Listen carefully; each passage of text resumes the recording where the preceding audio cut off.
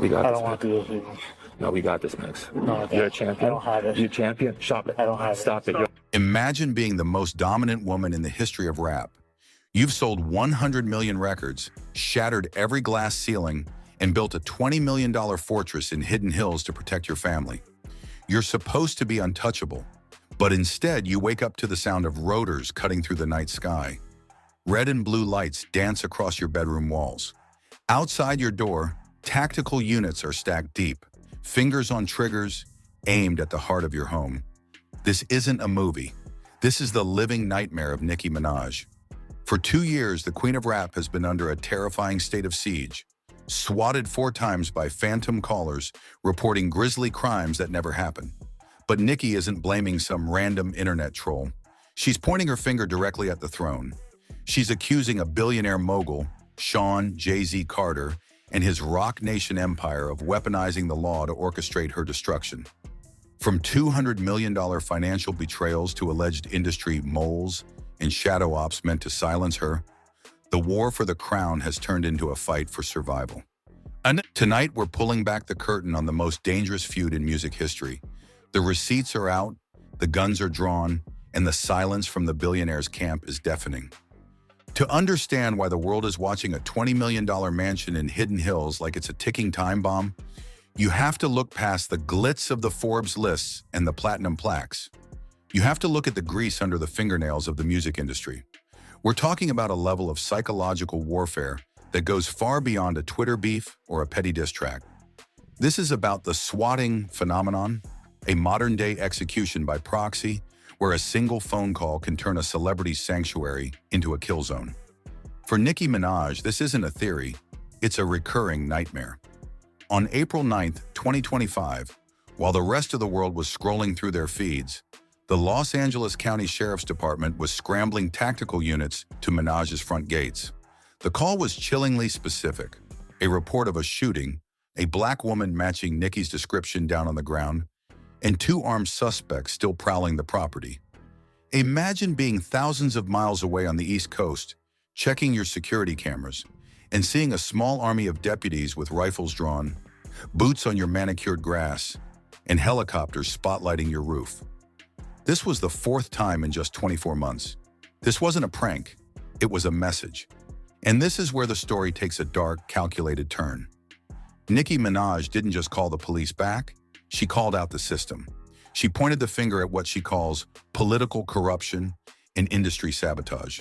She's not just blaming a random hater in a basement, she's alleging that the people calling in these hits know exactly how to play the police, how to bypass standard verification, and how to ensure that guns are pointed at her family, specifically her young son, every single time. She's mentioned the name Stephanie Bell, a woman who was actually caught and charged for one of the 2023 incidents. But Nicki insists Bell was just a foot soldier. The real general? In the Queen's eyes, the trail of breadcrumbs leads directly to the top of the food chain, Jay-Z and his Roc Nation empire. Why would one of the most powerful men in music want to see Nicki Minaj's world burn? To answer that, you have to follow the money, and the money leads back to the 2015 launch of Tidal. It was supposed to be the artist revolution. Jay-Z stood on a stage with Nicki, Rihanna, Madonna, and Kanye, promising they weren't just content creators, they were owners. Nicki was promised a 3% equity stake. She did the work. She gave them the exclusives. She did the promo.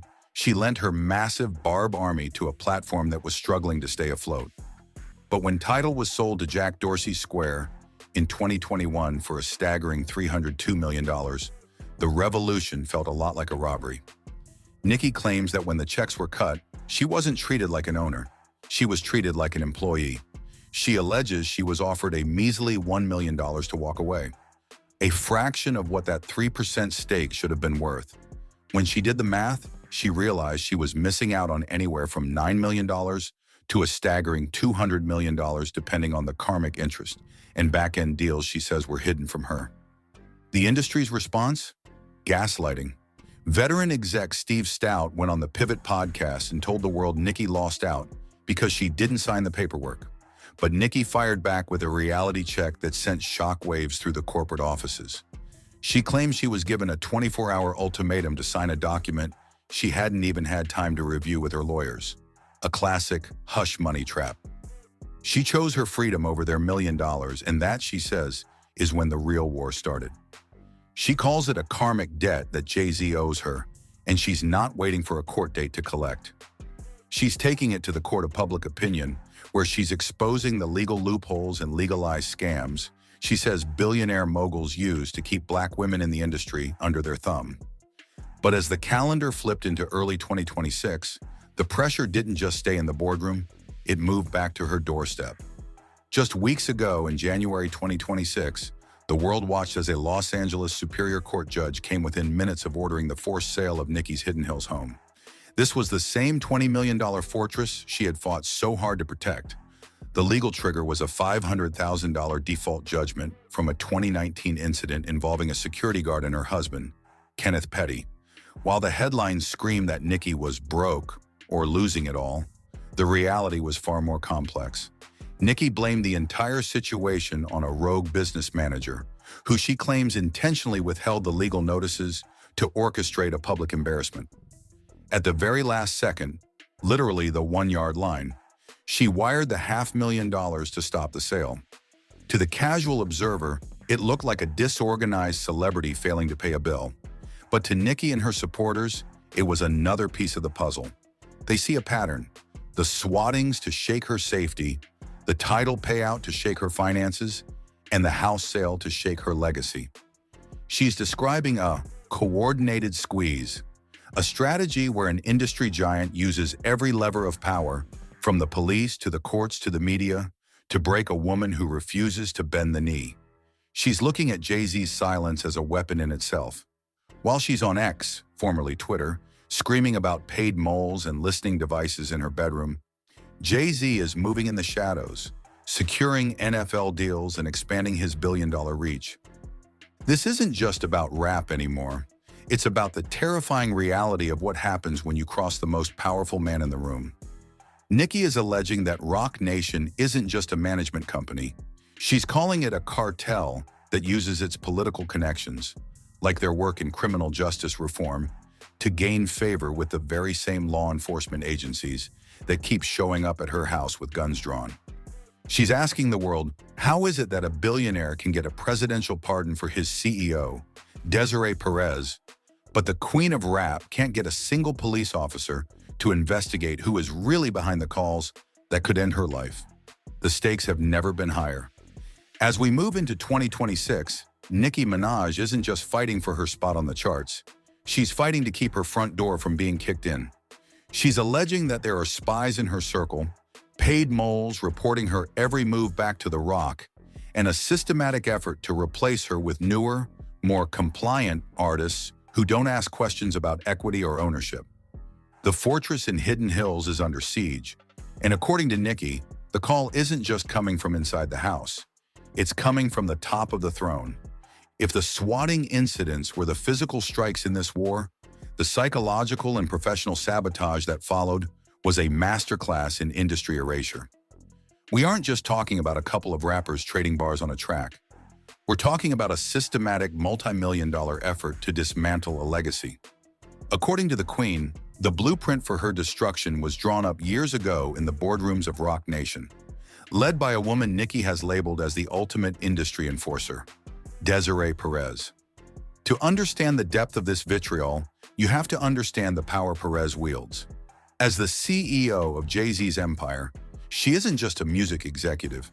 She's a strategist with deep-seated political connections and a history that Nicki has dragged into the light at every opportunity. Minaj hasn't just accused Perez of bad business. She's accused her of committing evil to black people and planting paid moles within the inner circles of top-tier artists. And then there was the personal ghost she dragged into the light, Rayer Satterthwaite. For years, rumors have swirled about Jay-Z's alleged connection to a paternity claim that has never been resolved in the public eye. Nicki wove this thread into her broadside, suggesting that the billionaire's refusal to address his personal responsibilities was just another symptom of his God complex. She framed the entire conflict as a clash of egos. According to the Queen, Jay-Z's ego simply cannot process a woman who built her empire without his permission. She's the woman who refused to bend the knee, who refused to give him the validation he craves from every major artist in the game. In Nicki's eyes, this isn't about music or money anymore. It's about a man who wants to own the very air that rappers breathe, and a woman who is willing to suffocate rather than give him a piece of it. The most shocking moment came when Nicki Minaj did the unthinkable. She threatened to walk away from it all. She announced that she was no longer putting out new music, explicitly blaming Jay-Z and his organization for creating a toxic and impossible environment. Imagine the weight of that. One of the most successful artists in history, a woman who paved the way for every female rapper currently on the charts, saying she's done because she can't find a way to operate without being sabotaged. She framed it as a hostage situation where The Roc holds the keys to the awards, the tours, and the media narrative, and she's the only one brave enough to call it out. Through all of this, the accusations, the photos, the threats of retirement, the response from the Jay-Z camp has been a chilling, total silence. No tweets, no press releases, no bars on a surprise feature. Just silence. To his supporters, this is boss behavior, a man who is too big to engage with delirious rants. But to Nicki's camp, that silence is a confession. They see it as a strategy to let her spin out in the public eye while the moles and operatives continue their work in the shadows. There have been whispers of massive defamation lawsuits and cease and desist letters flying back and forth behind the scenes. But as of mid-2026, nothing has been filed in a way the public can see. The war is happening in the dark. The reality of Nicki Minaj's life in 2026 is one of a woman in a high-tech fortress, surrounded by a world she no longer trusts. She's fighting legal battles over $50,000 judgments while claiming she's owed $200 million. She's dodging swatting calls while trying to raise a son in a home that the police keep treating like a crime scene. Critics like Joe Budden have called this the end of an era, suggesting that Nicki is alienating the very people she needs to survive. But her fans, the Barbs, see a warrior queen fighting a solitary war against a giant that everyone else is too afraid to name. Whether Nicki is right about the shadow game or whether she's caught in a cycle of self-sabotage is the question that is splitting the culture in half. But one thing is certain, the Queen's fortress is no longer a place of peace. It's a command center in a war for the soul of hip-hop.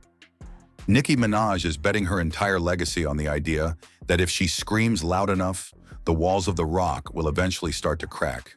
She's demanding her money, her respect, and her safety, and she's making it clear that if she has to go down, she's taking the entire industry's billionaire facade down with her. The helicopters are still circling, the receipts are still piling up. And as we look at the wreckage of this feud, it's clear that in the battle between the Queen and the Empire, there are no survivors, only witnesses to the most dangerous game in music. This war is far from over, and the lines in the sand have never been deeper. Is Nicki Minaj a prophet exposing a corrupt machine that's been operating in the shadows for decades? Or is she a queen losing her grip on reality inside a $20 million fortress? The receipts are messy, the players are the most powerful names in the world, and the stakes are quite literally life and death. If you believe Jay-Z and Roc Nation owe the Queen her crown, her equity, and a public apology, drop a comment below and let us know where you stand. Is the industry really weaponizing the law against its own legends? Or is this just the ultimate fallout of a billionaire's grudge? Don't let the shadow games and the distraction protocols fool you. We're staying on the front lines, tracking every legal filing, every late-night tweet, and every flashing blue light at the Hidden Hills gates. If you want the truth that the mainstream media is too terrified to touch, you need to be part of this community. Hit that subscribe button, turn on your notifications, and smash that like button to keep the truth alive. The Queen isn't backing down, and neither are we. Stay vigilant.